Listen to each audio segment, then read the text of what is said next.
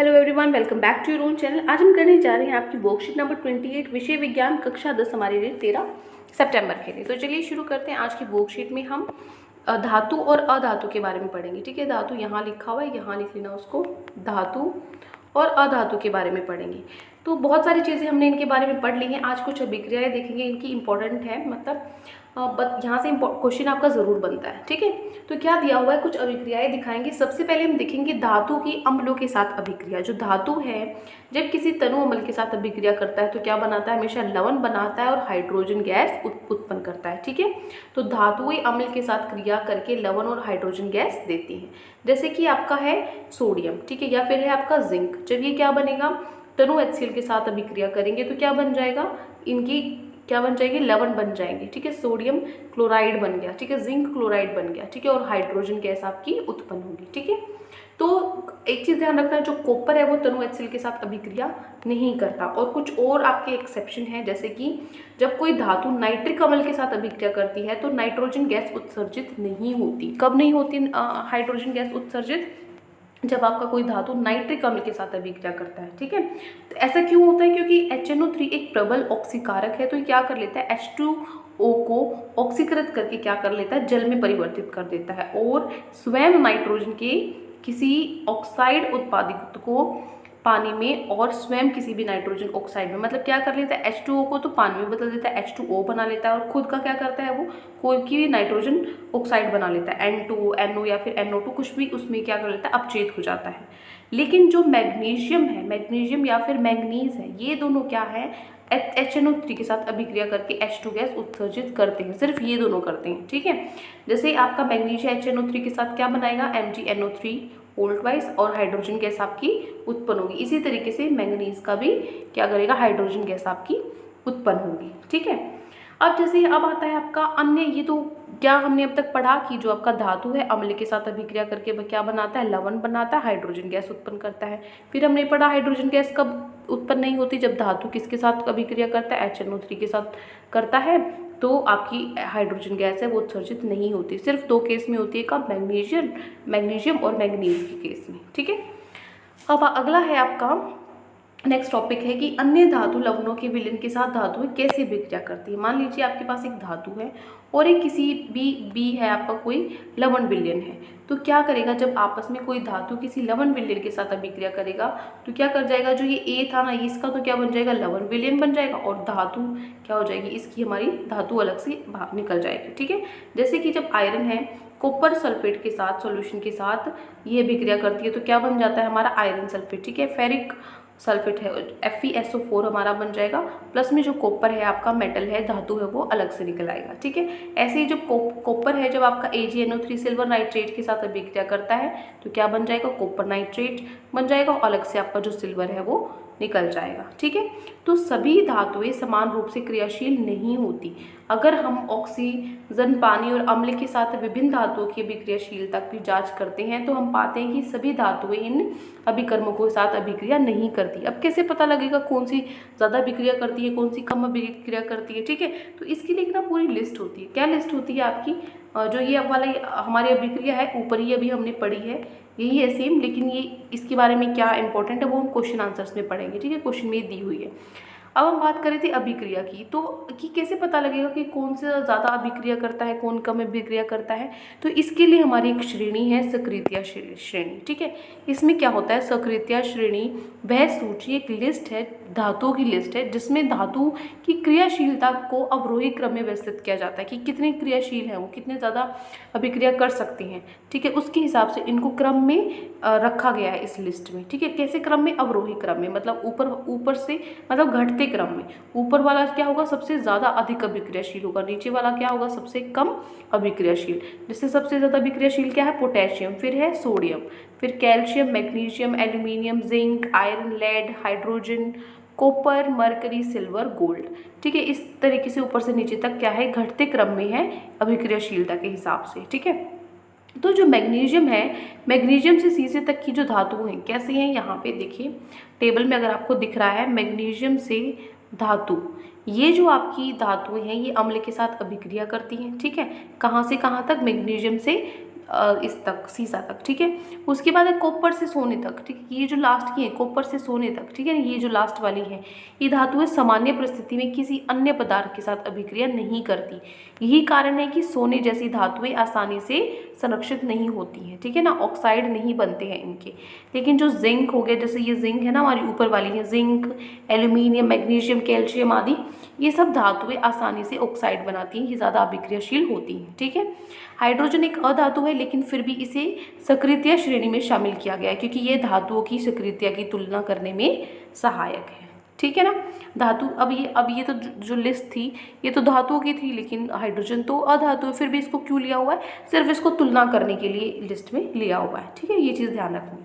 अब चलते हैं हमारे क्वेश्चन आंसर्स पे। तो आज की वर्कशीट में ये 4 क्वेश्चन आपको दिए गए हैं, 1 बाय 1 सारे क्वेश्चंस को हम कर लेते हैं। फर्स्ट क्वेश्चन है आपका, पहला प्रश्न है, तनु हाइड्रोक्लोरिक अम्ल को अभिक्रियाशील अम्ल में मिलाने पर कौन सी गैस उत्पन्न होती है। तो देखो अभी हमने किया था कि जब हाइड्रोक्लोरिक अम्ल के साथ आप किसी भी धातु को की अभिक्रिया कराओगे तो क्या होगा, हाइड्रोजन गैस आपकी उत्पन्न होगी। तो आप लिखोगे तनु हाइड्रोक्लोरिक अम्ल को अभिक्रियाशील अम्ल में मिलाने पर अभिक्रियाशील, अच्छा अम्ल को अम्ल में मिलाए, शायद धातु आएगा यहाँ पे, ठीक है ना, इसको ठीक करो 1 मिनट। अब ठीक है, मैंने यहाँ पे अभिक्रियाशील धातु लिख दिया क्योंकि अम्ल को अम्ल के साथ ही नहीं कराना हमें, ठीक है, अम्ल के साथ ही कराओगे तो अम्ल ही मिलेगा ना, यहाँ पे धातु आएगा। आपकी वर्कशीट में ही गलत है, मेरा क्वेश्चन गलत नहीं था, आपकी वर्कशीट में ही गलती से वो है, इसको ठीक कर लेना, कोई दिक्कत नहीं है। तो जब आपका तनु हाइड्रोक्लोरिक अम्ल को जब हम अभिक्रियाशील धातु के साथ मिलाएंगे तो कौन सी गैस उत्पन्न होगी, तो आप लिखोगे हाइड्रोजन गैस उत्पन्न होती है, ठीक है। फिर इसने बोला है जिंक की तनु HCl के साथ आपको अभिक्रिया लिखनी है, तो जिंक की HCl जो तनु है इसके साथ अभिक्रिया करके ये क्या बनाएगा, ZnCl2 plus H2 hydrogen gas क्या होगी, उत्पन्न होगी, ठीक है, जिंक क्लोराइड हमारे पास बनाएगा।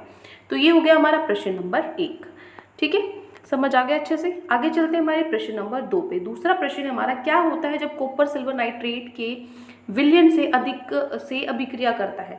तो देखो आप लिखोगे सिल्वर नाइट्रेट के घोल में कॉपर को डालने पर कॉपर सिल्वर नाइट्रेट से सिल्वर को विस्थापित कर क्या करना लेता है, कॉपर नाइट्रेट का निर्माण करता है, जिसके कारण घोल का रंग नीला हो जाता है। क्या करेगा, जो कॉपर है ये क्या है, ज़्यादा अभिक्रियाशील होता है सिल्वर से, तो ये इसकी जगह ले लेगा, ठीक है, विस्थापित कर देगा इसको, तो Ag की जगह क्या आ जाएगा, Cu आ जाएगा, तो CuNO3 प्लस 2Ag हमारा आ जाता है, ठीक है। तो सिल्वर नाइट्रेट के घोल में कॉपर को डालने पर कॉपर सिल्वर नाइट्रेट से सिल्वर को विस्थापित करने पर कॉपर नाइट्रेट का निर्माण करता है, जिसके कारण घोल का रंग नीला हो जाता है, ठीक है। ये हो गया आपकी जो रिएक्शन है, अभिक्रिया, ये लिखनी बहुत ज़रूरी है, इंपॉर्टेंट होती है, ठीक है। ये हो गया आपका प्रश्न नंबर 2। आगे बढ़ते हैं, हमारा प्रश्न नंबर 3 है। तीसरा प्रश्न है, कॉपर सल्फेट का घोल लोहे के बर्तन में रखा गया था, कुछ दिनों बाद लोहे के बर्तन में कुछ छेद पाए गए, हुई प्रक्रिया का समीकरण लिखिए। सिर्फ समीकरण लिखना है, लेकिन एक लाइन में थोड़ा सा एक्सप्लेन भी कर देना, ठीक है। क्या लिखोगे, लोहा कॉपर की अपेक्षा अधिक क्रियाशील है, ठीक है, आपको पता ही है लोहा बहुत अभिक्रियाशील है, तो ये क्या कर लेता है, इसलिए CuSO4 के घोल में से लोहा कॉपर को हटा देता है, जिसके कारण लोहे के बर्तन में छिद्र हो जाते हैं। क्या कर लेगा, जो Cu की जगह कॉपर Cu की जगह जो कॉपर है इसकी जगह आयरन आ जाएगा, क्योंकि आयरन है जो Fe है ये ज़्यादा अभिक्रियाशील होता है कॉपर से, तो ये इसको विस्थापित कर देगा, क्या बन जाएगा, FeSO4 प्लस Cu बन जाएगा। आपको सिर्फ समीकरण लिखना था, ये आपका समीकरण है, एक लाइन ये भी लिख देना, ठीक है, ये इंपॉर्टेंट है।